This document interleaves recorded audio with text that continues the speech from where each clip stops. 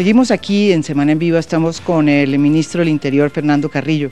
Lo veo muy optimista de que esta clase política que siempre ha estado reacia a temas como la paz, yo sí creo que una parte del conflicto, y no lo digo yo, lo acaba de decir Antanas Mockus, es renuente al tema de que aquí haya una paz de verdad, es la posición de la clase política, y se ve que la clase política hoy puede estar apoyando el proceso, pero en las primeras de cambio se puede ir. Usted no tiene esa... Yo creo que lo importante es ir viendo y confirmando los avances del proceso.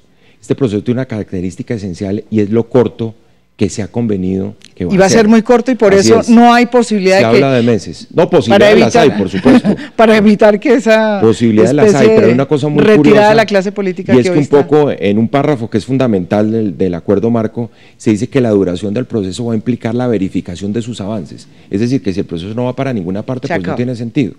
Es lo que hoy uno de los presidentes de los partidos, el doctor Simón Gaviria, decía, esto es una especie como de riesgo calculado, en el sentido de que si esto sale bien, imagínense lo que representa para el país, y si sale mal, el costo es mínimo, porque no se está despejando 1 milímetro de territorio, porque no se están suspendiendo las operaciones militares. ¿Cuál es el costo? Por eso la necesidad de apostarle a este proceso. Y de paso, pues está convenido que van a ser unos pocos meses y que no se van a parar de la mesa hasta que se cumpla el tercer punto del acuerdo marco, que es el fin del conflicto. Nunca, María Jimena, nunca en la historia de los documentos de negociación se había establecido un punto en donde se dijera fin del conflicto o dejación de armas, como está en este momento en el acuerdo marco firmado entre los negociadores del gobierno de las FARC. Eso es cierto, y esa decisión, usted sabe, o me imagino que de alguna manera tuvo acceso a esos momentos, ¿eso fue lo más difícil en medio de la negociación? Sin duda, sin duda. Esa parte que usted está señalando. Yo creo que esa parte fue difícil, yo creo que hubo otros puntos, según lo cuenta el presidente, porque yo no he sido, partícipe de ese diálogo y repito, mi función es instrumentalizar esto ante la opinión pública del Congreso.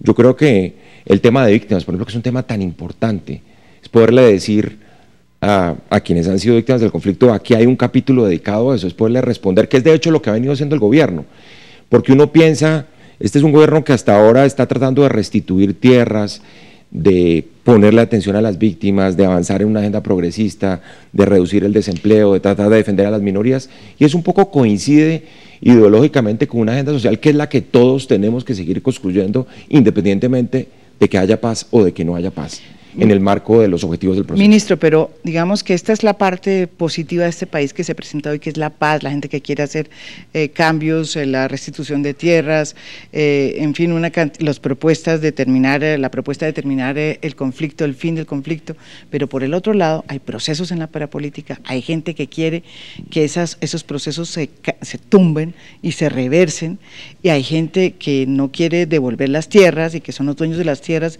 que las tuvieron a través del despojo. Son casi que dos Colombias que van en contravía. Eso a usted, esa es la Colombia que usted va a tener que manejar en el Congreso. ¿Cómo va a poder asumir semejante reto? De ahí la importancia de cerrar filas. Yo por eso insisto en que lo significativo es que estuvieron no solo todos los poderes del Estado, las Cortes además, porque aquí hay un problema de justicia que es fundamental. Pero en la clase política, clase política hay una mitad de clase política diciendo nosotros no queremos seguir viviendo más la parapolítica, queremos acabar el proceso de la parapolítica. Yo me atengo un poco a los hechos políticos de hoy, no vamos a ver cuáles son la política es dinámica, como se dice irónicamente, pero los hechos políticos de hoy son que hubo un acuerdo, un respaldo grande en el marco de la Mesa de Unidad Nacional alrededor de los anuncios que hizo el presidente Santos al mediodía. Y yo creo que ese es un buen punto de partida. Hay un tema que siempre se le va a preguntar a usted y que creo que se lo preguntó en la W también Claudia, el tema de Pablo Escobar. Usted siempre se molesta cuando se le pregunta. No, para nada. No es que se moleste, estoy de acuerdo, pero yo sí creo que en su gestión, como le ocurrió casi a todo el gobierno de Gaviria en esa época, el tema más allá de la fuga fue el caso específico de la catedral. No lo vieron, no se vio. O sea, era un drama que fue denunciado por los medios, internacionales. Me acuerdo que el Washington Post sacó un tremendo artículo diciendo que había unos problemas serios en la catedral. pero el gobierno no los asumió y muy tarde decidió ya tomar las cartas en el asunto y entrar a la cárcel. Claro, y ya cuando era muy tarde. Yo creo que hay que analizarlo en función de lo que era el país hace 22 años, porque me parece que eso es fundamental.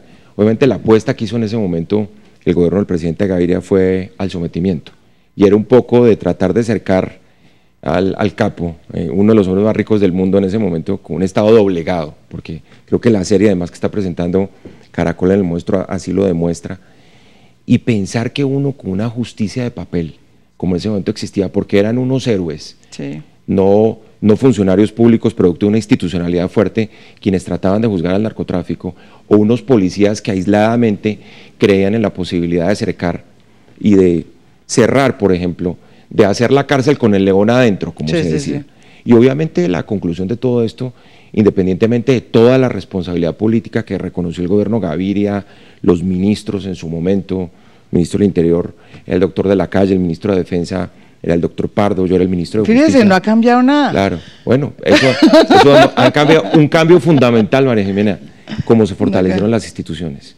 Por dicho, pasar de unas instituciones de papel. Pero hace 25 años. 22 años. Tenemos los mismos ministros hoy. Claro, eso demuestra que el espíritu de la Constitución del 91 se impone, además, que hay una generación que un poco nos la jugamos, sí, fue por eso, ¿no? Evidentemente, el brazo largo de la corrupción del narcotráfico se llevó todo, ya está demostrado, por ejemplo, cómo se sobornó no solo a una guardia penitenciaria que casi que era de mentiras, porque era con palos tratando de resguardar al señor dentro de la cárcel, sino que era evidente que toda la fuerza pública estaba a merced del capo.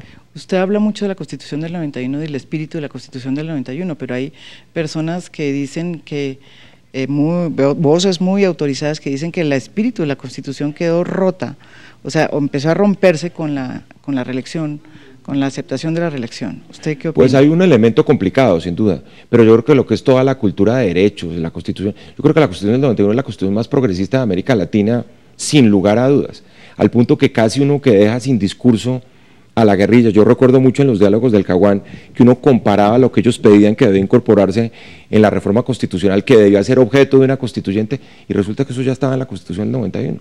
Yo creo que el avance que desde el punto de vista del progresismo, de la cultura de los derechos, en fin, de tantas cosas que fueron resultado del pluralismo que se dio en ese ámbito constituyente, se logró en el 91, eso, yo creo que es muy difícil volver a lograr un consenso de esa naturaleza. Pero la clase política ha cambiado tanto como han cambiado las instituciones en Colombia, ¿usted cree? Yo creo que mire la reforma de la justicia, lo que pasó en la reforma de la justicia es devolver, sí, un poco lo que quería, sí, avanzar la institucionalidad, pero hay posibilidades, de la Constitución del 91. Hay vida después de eso, hay vida política después de eso, María Jimena. Hoy hablábamos con el presidente del Congreso, por ejemplo, cuando yo estuve en el BID estuve participando en 10 procesos de fortalecimiento institucional de las legislaturas. Tanto el presidente del Senado como de la Cámara están pensando en la modernización institucional del Congreso. El reglamento del Congreso, por ejemplo, fue de alguna manera el responsable de que se diera lo que pasó en la Comisión de Conciliación.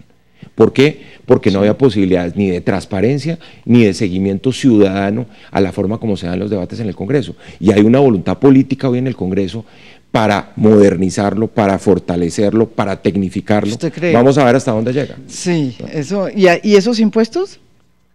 No, vamos a ver, en este momento es iniciativa de ellos, además, que es lo mejor de toda la historia. Sí, pero sin impuestos, ¿esto es impuestos? No, pues ellos saben que tienen que autorreformarse. Estamos en un momento de la historia, además, en que yo creo que la historia le está poniendo un listón bastante alto a la gente, este proceso de paz. Estos son los momentos de la historia en que son verdaderas pruebas de fuego para quienes quieren trascender y un poco para propiciar estos cambios que ojalá vengan, como es la paz en Colombia. Pues, ministro, muchísimas gracias por haber estado aquí en Semana en Vivo y le deseo mucha suerte con esa jauría que tiene que enfrentar allá en el Congreso. Muy optimista está usted. Muchas gracias, pero las dosis de escepticismo ahí están bien presentes. Muchas gracias. A ustedes los espero en el próximo segmento, no se vayan que ya viene Claudia con su debate. Ya volvemos.